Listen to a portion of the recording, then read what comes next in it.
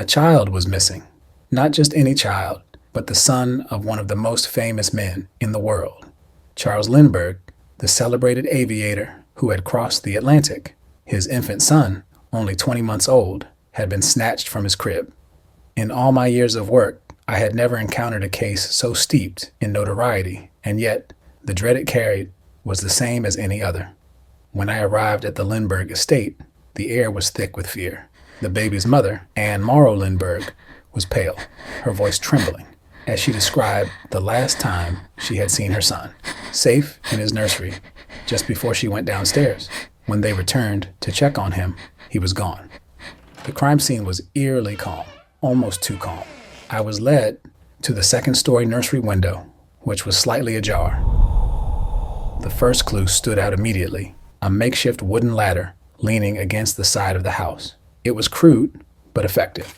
The kidnapper had used it to climb into the window, snatch the child, and disappear into the night. Near the window, I spotted something else, a ransom note left on the sill, demanding $50,000 for the safe return of the baby. The handwriting was jagged, the tone chillingly detached.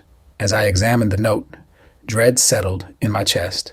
This wasn't just a kidnapping. Whoever had taken the child was cold and methodical. This wasn't a crime of opportunity. It was planned, calculated down to the last detail. The ransom note hinted at a professional, but the latter, a cobbled-together structure, suggested desperation or perhaps arrogance. I knew the first 24 hours were critical, but as the hours ticked by, there were no leads, no sightings. The Lindberghs were frantic, offering the ransom and pleading for their son's return. A few days later, a second ransom note arrived, this time increasing the demand to $70,000. The kidnapper seemed to relish the control he held over them, but I could feel him slipping. No one's perfect, and mistakes were inevitable. Weeks passed, and the investigation dragged on, but every lead we followed ended in a dead end. Then, a break. A mysterious man by the name of John Condon, a local school teacher, had inserted himself into the case as a middleman between the Lindberghs and the kidnapper. Condon met with the abductor in a cemetery late one night where they discussed the ransom, but the man remained elusive, cloaked in shadows. Condon couldn't give us a clear description, but he did hear something, an accent.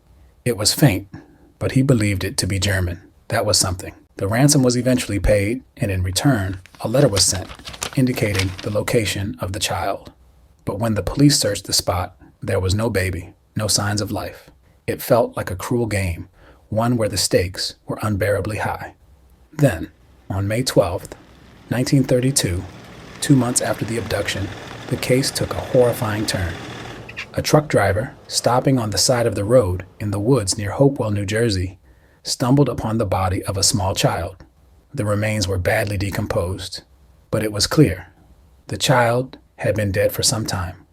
His skull was fractured, and it was later determined that the boy had been killed the night he was taken.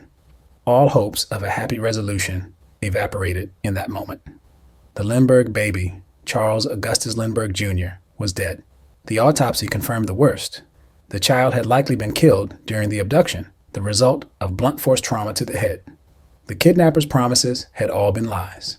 I stared at the tiny body, feeling an overwhelming sense of failure.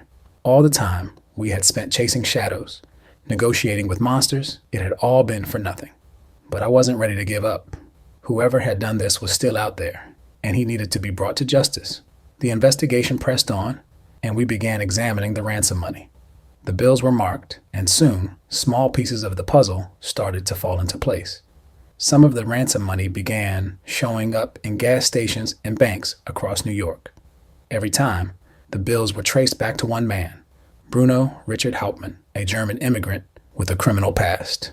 I led the team to Hauptmann's house. Inside, we found more than enough evidence, a stash of ransom bills hidden in his garage and handwriting samples that matched the ransom notes. He denied everything, of course, claiming the money had been left behind by a friend. But the evidence was damning. In September 1934, Hauptmann was arrested and charged with the kidnapping and murder of Charles Lindbergh's son. The trial that followed was a media circus, with the whole country watching. Hauptmann maintained his innocence, but the jury didn't buy it.